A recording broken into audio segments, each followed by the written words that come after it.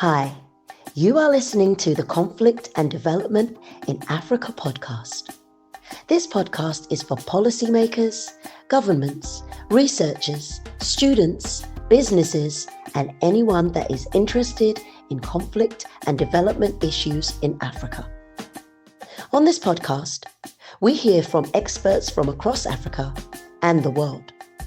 Your host, Dr. Michael Nwankpa, will ask the questions you would want answers to. Michael Nwankpa has an extensive experience spanning over a decade studying, researching, writing, and consulting on conflict and development issues in Africa.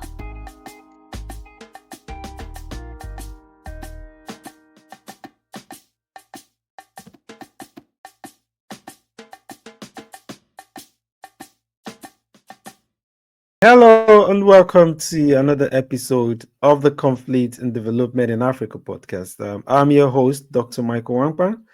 Today we're going to be discussing the proposed mineral deal talk between the Trump administration of the United States and the Democratic Republic of Congo. I'm joined by a very special guest, Christian-Geraud Neema Byamungu. Gerald is an analyst and an observer of China-Africa relations. He's currently the Africa editor at China Global South Project. He's also a non-resident scholar in the Africa program at the Carnegie Endowment for International Peace in Washington, D.C. He's also previously worked as a project manager for a Congolese mining company in the DRC, and also worked as a consultant on good governance and policy advocacy for the Center d'Etudes pour Action Social. Gerard, we're very grateful to have you join us today, and I look forward to our conversation. Happy to be your guest in this podcast. Brilliant. So we've seen recently there's been talk of the negotiation between the Trump administration in the US and the Democratic Republic of Congo over access to critical mineral resources or mineral exports that the DRC has in abundance, including cobalt, copper, gold, diamonds. What is the push factor for this, or what is the scope of all of this? Can you explain to us what this talk is about? Is this speculation? Is this real? Is this? So first of all, it's really too early to talk about ongoing negotiation. So far, what do we have? We did have a proposal that was put forward by the Congolese president, Felix Tshisekedi. It was done mid-March toward the Trump administration, where basically the DRC was proposing to give the U.S. access to its critical minerals in the eastern part, or maybe also in the other part of the country, in exchange to receive political and security support from the DRC, from the U.S. From the U.S. government. To put it in context, for those who have not been following, the DRC is facing a rebellion, the M23, that's backed by Rwanda. And the DRC is trying now to leverage its natural resources to try to convince a country like the US to put enough political pressure into Rwanda because of the minerals deal that the DRC is offering. Basically, it's mimicking what Ukraine and Americans are negotiating in the ideas like, we are giving you enough incentive to intervene for peace and stability in the DRC. In exchange, we're going to give you access to critical minerals. There's another thing that the DRC president is leveraging, is the fact that the Trump administration, just like the previous administration, was into countering China's influence in Africa and other parts in the global south. So by giving that access to critical minerals in the DRC, what the DRC president is saying is like, we are offering the opportunity to also counter China in the supply chain of those critical minerals by you being present here. So by doing that, it's hoping to incentivize enough the U.S. leadership to want peace and stability in the DRC. That's basically the background of what is of that deal, and that's basically what's happening. And we've seen there was a U.S. special envoy envoy that visited the DRC a few weeks back. He mentioned that, and of course, you have speculation saying that it was a negotiation ongoing, but so far there's no clear negotiation ongoing related to that deal. There's still discussion at this point, discussion before maybe not negotiation, but this is basically what do we have happening right now on the ground. Very interesting. You mentioned two interesting. So let me start off with one. So you mentioned, which is we can see clearly that this kind of like mirrors the Ukraine US deal. But the interesting thing there is, unlike the Ukraine US one, which has a lot of controversy, whereas it's the US government that is demanding Yes. access into this. We're seeing the opposite in the case of DRC. It looks like it's the DRC that is caught in America. How can you define this or describe this differentiation between those two cases? It's basically an approach that based on the perception that we do have and reputation that the Trump administration has of being transactional. The DRC, looking for partners, given how M23 is expanding, understood that based on how the US is reacting, there's not much of an incentive for the US to be actively involved in peace and stability in the DRC. So they had to offer themselves, which is basically, I think, a bit ridiculous, but they had to offer themselves to say, we can do that for you in exchange, you providing our security and peace and stability. That's the idea. It's like, okay, we have before us a transactional administration, and maybe let's put transaction on the table. Maybe we're gonna get something out of it. And DRC is not the only one who did that. We also had Somalia a few weeks after the DRC announcement. Somalia also proposing access to US to its port, to build military bases on the country, with the same idea that the Trump administration will provide security to the country.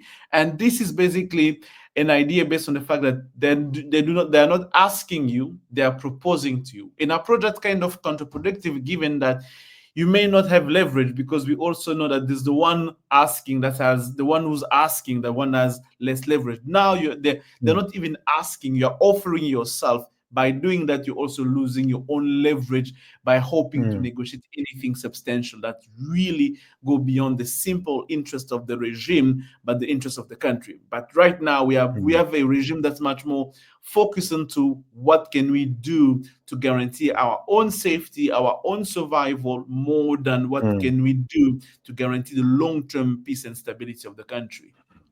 This seems to be very paradoxical, and maybe even anti the kind of like anti-African solution for African, and the kind of narrative we've been seeing in the last couple of years, the kind of campaign where Africa seems, you see with the president of Senegal, and you see there's this current Africa is becoming important in geopolitical in this new scramble, if you can like, or Africa is becoming very, very geopolitical important, and everybody's caught in Africa. So, but we'll kind of say reversal with this. You mentioned in Somalia, and you mentioned in this, that we see rather than you see Africa is caught in these people and able to in this transaction, they are the one even fighting for this and to maintain that extractive that narrative or that reality. Africa as an extractive continent rather than developing itself and being an equal partner. So would you say this is antithetical to the popular mobilization we've seen? Because we've seen, it looks like there's a renewed or growing consciousness among the African populace. You've seen the Sahel, we've seen in Mozambique, we've seen in Kenya. Do you think there is a rupture? Do you think there is the African elites or those in power like Shikade and the Somalians that are trying to, like you rightly mentioned, to just protect their regime rather than care for the people in these kind of proposals or these that they're trying to strike? I think it's a nuanced approach we should be having in this situation, because the idea here is it's saying that we want to be pragmatical into how we want to address our issue. There is a feeling, at least from DRC government, that Africa hasn't done much into protecting DRC interests, even though personally I don't believe that the DRC needs to be protecting, given the when we compare the country that are fighting. But that's beside the point. But the idea is like, yes, we haven't received much of support from African Union or from the EAC or from SADC, even though they send troops to help the DRC army. But they believe that we may be having more favorable answer looking to overseas outside the continent, where the real leverage exists, where there are more powerful country that can exert the kind of leverage that the DRC needs to be exhausted on Rwanda, so that Rwanda can stop its activism in the eastern part of the DRC. And that's the feeling that the Kinshasa has. Is it counterintuitive or antithetical to what we are seeing as a surge of either popular movement or either what people could perceive a new kind of nationalism being put on the table? Yes, it can be perceived as much, but also we're gonna have to look into with much more nuance as well those surge of nationalism, the context upon which they're happening, because there's so many things also that needs to be said about that. But yes, we have in a case here where we're in a situation where there is a need or demand for pragmatical solution rather than just quote unquote ideological decision where we rely on African sovereignty, where Africa did not really help us very much. So this is the mindset that we do have in Kinshasa related to that mining deal that we are offering to the US. Yeah, there's more irony. So I remember I had a minister of DRC appear early on. I don't know what episode that was. You could check it out. And she was the former national speaker of the House, and she appeared. And then she was talking about the competition between, and you will know this as the China experts in DRC. China exerts dominance, hegemony, and I've been in conference recently, in the conference where the West actually wants to curtail or catch up with China's dominance when it comes to green energy or the minerals in DRC. They want to really catch up with that. And the minister did say, well, is a question of diverse, going with whichever partner rather than going with a particular partner. So I'm beginning to see whether that is what is happening now, where DRC sees itself as opening the room for competition, and see how that is gonna benefit the country. But you mentioned about curtailing China, and so I'm thinking, now that you're mentioning it, it might be a wise decision from DRC. DRC might be exerting some leverage rather than us seeing it as a weak. You did mention that whoever is proposing has a weaker, but could it not be the other way? That they might be calculating that since Trump administration, America wants to curtail this, that could offer them a leverage in negotiating that deal. What do you think? But there's not much of an urgency from the Trump administration to do so, in a sense where it's not as if because of DRC's offering that the Trump administration would feel that if we don't get it now, we are losing into something. And plus, let's not forget that when we talk about the US, what US are we talking about? Are we talking about the private sector or the public sector? Because the private sector is the one deciding where to go to invest, and the public sector has no much leverage on the private sector or ability to compel them to go anywhere. So even if the DRC managed to sign anything with the Trump administration, the question will always remain, will the private sector see any economic validity to the offer that are made for them to be incentivized enough to come and invest in the DRC? And many of them have seen, and they're looking to the DRC from a perspective of a risky country, where this country is so much risk for us to invest in, so we don't feel the need to go there. And this perception of risk is also is heightened by when you have cases like Glencore that has been slapped with $4.7 billion of tax to be paid. So if they're even considering leaving the country, so you have cases like this. At the end, beside the geopolitical element, the reality is the private sector will just have to decide for itself if they want to come to the DRC or not. So yes, some would say that the DRC is leverage, but when you look onto the larger spectrum of on the larger scale of things, you realize that there's not much of a leverage at the end, because you are coming and you're offering yourself, and there's no sense of emergency for the US to do that. They've been trying to do that, that's undeniable, but they've been unsuccessful. Because so far, the private companies are telling them, you know what, there's not much of an incentive for us to go to the DRC. Risky country, risky place, no rule of law, so much issues in terms of corruption and transparency that we don't feeling like going there. And plus, let's not forget that in terms of within the supply chain of those minerals for which they're fighting, private European and Western private companies are still doing business with Chinese companies. So no matter what happened in the upstream on the upstream of the supply chain, it means mining and extraction. When you look into the midstreams, processing and refining, there's still a lot of cooperation and business happening between Chinese company and Western companies. So at the end, they're the one that are driving the market. And so far, those companies in the West haven't felt the need to go into the DRC, given the current circumstance of the country. You mentioned something before. You mentioned the lack of trust or faith in the regional or African countries' ability or capacity or efforts to deal with the issues in the DRC. Can you expand on that? Because we've seen the South African troop, in dealing with the recent M23 rebels in Africa to East African Union. Can you expand on the ability or inability, if you put of regional governments such as IGAD or SODOC or this is African, and even African Union itself to because we recently saw a negotiated settlement between I think it was Qatar that was kind of like trying to negotiate, said that. Yes. What is going on with the regional or continental approach to dealing with these issues? There was a feeling, there was that feeling from the DRC when they look into how the EAC army behaved within the DRC against the M23. They have the feeling that the EAC did not behave in a stronger way to force the M23 to withdraw from the DRC. There was that feeling that the EAC is much more, it's too much lenient toward Rwanda, understanding Rwanda's interest and not understanding the DRC interest.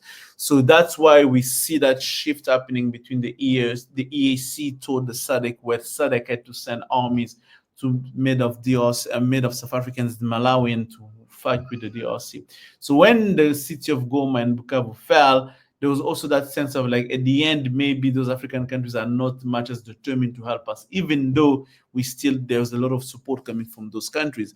So that's why at the end, the DRC had the feeling that, why are you spending a lot of money like this when we can actually deal with whatever, and whoever is supporting Rwanda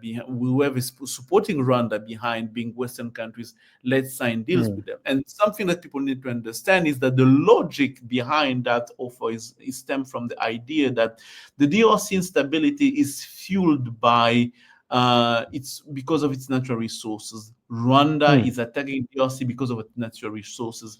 But since Rwanda is selling those natural resources to other companies, being Western companies, the other companies, it means that we believe that those countries are the one financing instability in the eastern part of the DRC. And we believe that it's an active endeavor. So in that regard, we say, let's cut the middleman and let's go straight deal with, quote unquote, the one responsible being the US, and say, we are making you a deal on the table, and we do hope that you're going to exert enough leverage to get your company being involved so they can stop funding Rwanda and Rwanda to attack us for our natural resources. This is the idea behind to what DRC has been trying to do now. I'm glad that you brought that up, because I was so the current foreign minister of DRC was visiting London, in the wake of the M23 attack on that, and then was canvassing the international support or sanctions on Rwanda, which came eventually. But one of the questions I asked her in that meeting was the international, the role of the international government or the nation in escalating this issue. I'm glad you mentioned Rwanda. So you look at Rwanda, for instance. So you look at Rwanda has received a lot of support from the West. Rwanda for Kagame is an ally. You've seen the deal with the United Kingdom for the migration stuff. You've seen Rwanda is involved in intervention in Mozambique and all of these places. So now, from your explanation, it does seem that whichever way you see it, I think it's whether cutting the middleman or going directly to the stuff is a loss to the general populace. Yeah. Whereas it could be, it seems like it's a loss to the general populace. And the question would then be, what is because the dynamics, I think we should start from talking about the dynamics of that regional. I think Burundi, I was looking at Burundi, Rwanda, and the kind of like border or some of the parts enters into the east and all of that kind of stuff, and how everyone is laying stake to that resources. Maybe you should just touch on that dynamics of that resource and how all of these regional countries lay some kind of stake on this. Maybe you should start from there. Oh, the dynamics of this region is quite interesting because we do have a lot of historical background that we're gonna have to dig into. We're gonna have to look into the 1994 genocide in Rwanda, 1994 genocide in Rwanda. What happened and what was its consequences in that region. We're also gonna have to look into the Hutu-Tutsi dynamic in the region, in countries like Burundi, in countries like Rwanda, how it happened. We're gonna have to look into so many factors that happen at the same time that may explain what do we see right now. And that at the end puts all the issue in a very global and very complex context where the simple narrative of saying that the DRC is unstable because of natural resources is very much simplistic. It does not take into account other factors, various factors that come into mind, that come into fueling and feeding the conflict and the situation that we do see on the ground. And this is the part I do believe that we need to pay extra careful attention to try to address the root cause of the issue being is not single issue, not being a single cause, but a mix of many causes that are taking place right now. So those dynamics are the one explaining what do we see, for instance, when you look into the relationship with the DRC and Burundi and Rwanda and DRC, Uganda and the DRC and Burundi. All of that are playing into the context we do have right now. And that's why, for example, given the rapprochement between DRC and Burundi, we see the environment of the Burundian armed forces in the eastern part of the DRC beside the FRDC, the DRC official army.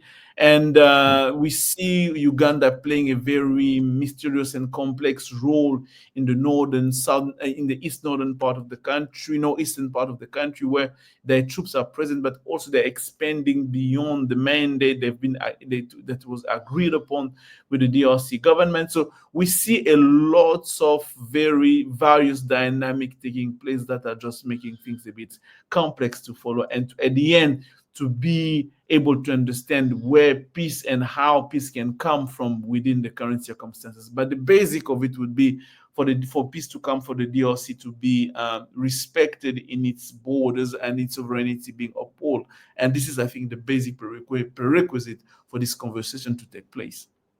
Yeah, I do agree with you. I do agree with you. It is. We've had other guests come that have shared similar sentiments about the complexity of the situation that is just beyond, how people simplify it to just the minerals. But then again, we could see, if you see what's happened with the US finally coming to kind of like sanction, Kagame, Rwanda, and then the UK also coming up with a stronger statement, condemning the M23 attack. Do you think, in the light of this proposed deal, do you think that is that a signal that the US and the West might be shifting The towards, priority. yeah, I think towards the it's. priority. I think it's too early to say for now. It's very much too early to say, given that beyond those sanctions, nothing concrete has been taken, has been done, and we can see that on the ground how the M23 keeps on moving forward. It just tells you that those sanctions did not really work. They may have an impact for quite some time, but did not really work in a way to hamper or to hinder Rwanda's ability to intervene militarily in the eastern part of the DRC. So I don't see as a shift happening. I see much more an understanding of that the DRC has been in an unjust position for quite some time. That issue needs to be addressed, but at the same time, there's not much of incentive to push for Rwanda not to get involved and stop Rwanda to get involved in DRC internal matters, because we also have our internal matters that may explain the crisis that we do have right now. Let's assume this deal, it's beyond speculation, and it does happen. What do you think? How's that going to look like, and what can it upend? Can it change relations? Will it escalate or de-escalate the situation? With competition, especially with China's domination in DRC when it comes to mineral. It's really going to depend on the way the deal is stricken. It's going to depend on what and how it has been, what has been promised by the DRC, in which conditions. The DRC is going to take away Chinese mining concession to give them to Americans. That's going to be problematic. Or what they're going to do. It's really going to depend on the context and on the how this mining deal will be signed and what will be the provision of the mining deal itself. But so far, we haven't seen much. As I said earlier, it's a very, very early stage for us to talk about negotiation, let alone to assume and presume what would be the content of that deal. But so far, we know the premises, we know the mindset behind the deal, and we kind of can allude and see what we can expect from that deal. Yeah, I don't even see any there should be a bit of caution it's looking at the current Ukraine and the US, and how the Trump administration is not so explicit in guaranteeing security or the failure. Do you think if that does go on, is that not shouldn't that be a cautionary tale to DRC to say we're not guaranteed of receiving this kind of security we want? We might just end up just losing, giving these concessions without getting the kind of security guarantees that we want. Shouldn't that be a caution to them? That could be a caution only if, as I say, the deal is stricken in a way that it addresses the issue that the Congolese president is raising or the DRC is raising. But so far, as I say, we're gonna have to look clearly and into much more details on how the DRC intend to use what so far is kind of leverage to get to that point there exactly. And so far, it's really easy. I cannot read into a crystal ball to tell you where is it going and if it's going to be a cautionary tale, because I don't see the US intervening in any way military in the DRC. We don't see that happening. What we can hope is to see the US exert its influence within the IMF, the World Bank, to make exactly sure that financing coming from the world to go to Rwanda. And let's not forget, Rwanda depends a lot more from international donors. So if we're able to exert pressure where it's hurt the most, it means where the money is, maybe Rwanda will have less incentive and clearly less means to be able to feed its army and to have its army intervening in the eastern part of the DRC. Let me talk a bit about China, which is where your expertise is. What is the scope? Because we keep talking about DRC. I've seen, we've done another episode on Chinese mining in Nigeria. We've seen China, what is the scope of China's grip or hold on Africa's mineral resources, or what is the scope of Africa's hold in that region?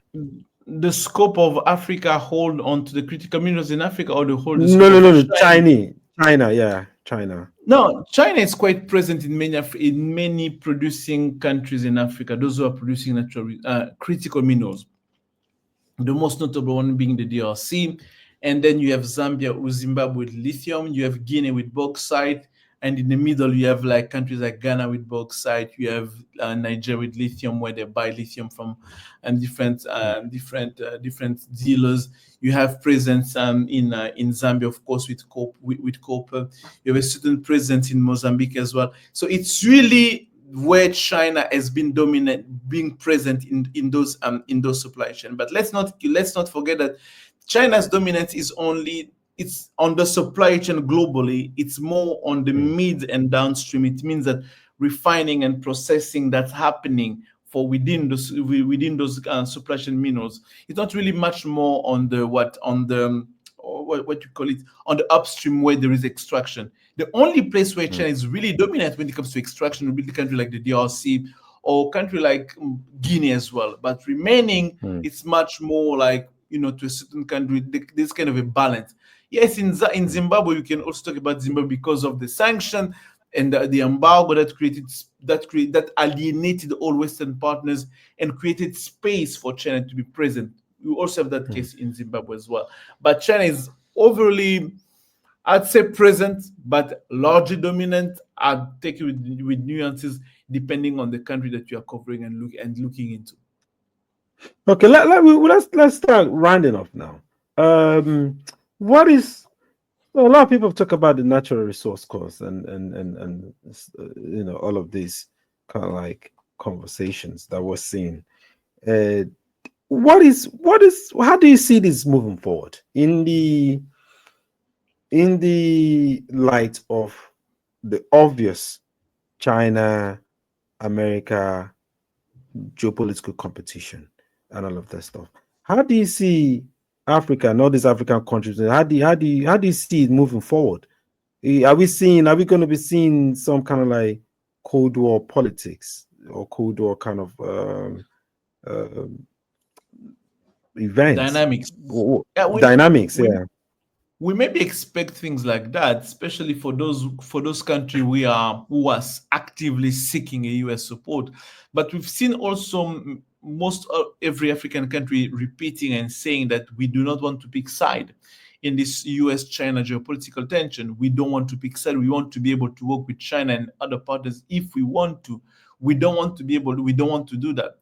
But the question is, when you look at the Trump administration is behaving, like how long country in the global south will be strong enough to stay their position of call for neutrality, given that the US can still use certain leverage to force certain countries to adopt a certain position. But the way I foresee things to go, I foresee African countries in the most majority remaining neutral to that geopolitical war and trying to engage as much as possible to all stakeholders and to get the advantage and the benefits of engaging with them at the same time. Interesting. But again, there's something that really amazes me again that might support what you're talking about. Besides the fact that there is little appetite for US or American or Trump in Africa. It's again, Trump in his first administration didn't have any positive view of climate change. He didn't believe climate change, and they withdrew from the they still don't believe in climate. They still don't believe in it. So then you're looking again, there's a paradox of this drive and competition for the green economy and all of these paradoxes. How do you reconcile all of these ironies and paradoxes? The reality is that the US is not interested to those critical minerals because of the green energy property. No, they're interested in those minerals because of the other use being for defense industry, for weaponry, for technology. They're more interested by those use and application of those minerals more than the the green energy, their greenery in terms of like what they can produce in terms of climate change and solar panels and everything. They're not into that. That's the way we see two different dynamic playing in that debate, and that dynamic even shows into the naming of those minerals. That's why you're going to hear about critical minerals, transition minerals, green minerals, because the idea behind the naming reflect also what we perceive as to be much more important to what angle we are looking into. For the Trump administration, it's much more about security more than anything than that is energy transition or anything else. And this is why you see, despite the Trump administration not believing into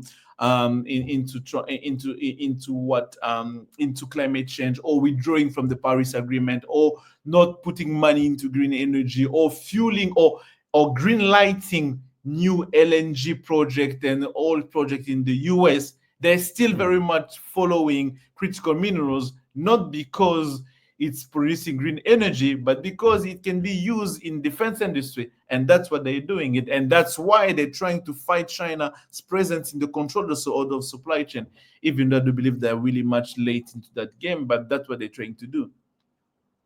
Let's come to the last question. What do you, and it's going to be different folks, what do you see, how do you project this going forward? Like, what do you think is going to happen? Do you think this deal is going to materialize? If you know, do you? I see you shaking your head. You know, do you? If it doesn't, what do you think is the way out? I think, what is the way out for Africa? How should Africa, in all of these two elephants that are fighting, how should Africa position itself? How should Africa position itself? So for the deal for the DRC, do I see that to materialize? I have my own doubts. I'm quite skeptical because looking into the different factors that will determine whether or not a company will be interested into investing in the DRC, there's not much interest for companies to do that. So I do not believe and I do not bet for that deal to materialize, at least not under the current circumstances. And we've seen that when reading different reports where companies are saying the country is not safe. And that is where we see the irony of it, because the DRC is proposing the deal, so the US is going to say yes, and the US is going to will bring peace and stability, so companies will come. Companies are saying, yes, it seems interesting, but we need peace and stability and security first before coming. And then it becomes a chicken egg situation where then you kind of wonder what's going to come first and what needs to give in before that deal to take shape. So I don't believe that that deal will take shape anytime soon. And if it does, I don't believe it to be in the benefit from the DRC, because as I mentioned earlier, we lost our leverage by coming and going, we're going to show you, we want to give you this, and in exchange give us peace and stability. They can still price it up in exchange to what you're providing. And this, I don't see that deal happening. So in terms of like, where do I see the future going for Africa? I don't know if we have to be precise in terms of what, peace, stability, geopolitical competitions, or what. Because if it's about geopolitical competition, as I said, I do believe that African countries will try to remain as neutral as they can to avoid any kind of backlash. Because the reality is, when you look into the geopolitical landscape in the world right now, it's very difficult to pick side. It's very difficult. Some would even say it's not even recommended. It's not even wise for you to pick side under the current circumstances, because things are much more complex and difficult right now. So countries are going to try to keep their cards close to their chest and say, I'm going to pick and choose which partner to engage in under which circumstances, under which context I want to engage in. So that's the future I see, even though I see that certain country will be put under much more pressure than other countries. And I don't see small countries to be part of that geopolitical tensions. I see big countries being either geographically well placed or having a lot of natural resources, being caught in that debate where where those powerful countries, much more Western countries, will be asking, either you are with us, either you're against us. And that's going to be quite difficult, given that many of those regimes' survival depends on whether or not those Western countries are green lighting their presence or not. I agree with you. I agree with you. This is yeah. I do share your view. But anyways, Gerard, this has been an interesting topic and conversation. I enjoyed this conversation. We can only, like you rightly said, we live in a time where it's very, very difficult to predict. And someone even said it's not even multiple it's not even multiple polar world. It's the world where there's not even a The world has polarity. You don't even changed. know. The world has changed. The world has evolved in so many ways that Mm, I don't know. I'm seeing the future where we see a different international system where we see subgrouping becoming more mm, relevant than large grouping. I see mm, places where if countries are bold enough to take their ambition high and to get their governance right and to make their country relevant, some countries are going to win into that game, but some will keep on losing because if they do not take the proper action and measure to exist under the current circumstances, it will be bad. That's why I see people should not be worried about Donald Trump because mm. Trump is a 4-year person. After that, something else, another You president will come. come. Yeah. But Yeah. what he's doing now may have an impact on the longer run. And the question is, are we ready? Are we taking every step that we can to remain relevant and to exist on the I mean, given the future, how the future will look like, what role do we want to play? How do we want to play? Question like for the DRC, the DRC of Africa, the Nigeria, the South Africa, the Ghana, the Egypt, the Morocco, the Angola, to say where do we see ourselves in the next Mm, 15, 20 years, given the international system is likely to change? Where do we want to stand? What do we do now? What do we have to do now to be able to mm, remain relevant during those times? And I think that is the question that African elites should be starting to answer the question right now and not wait for that change to happen, then to realize that they were late into the mm, debate. mm. I agree with you. There are going to be losers and there are going to be winners. Definitely, and that's how it was. But anyways, thank you very much, Christian-Geraud. I really appreciate your time. A real pleasure to be part of this and trying to give voice to African stakeholders Yes, in those debates to put African voices out. I think it's always useful. It exactly. really helps a Very lot. Yeah. important. Very important. Very important. Thank you very much. Have a nice day for Thank you now. And very much. You yes, too. I will see you Bye soon. bye. Yeah. Bye.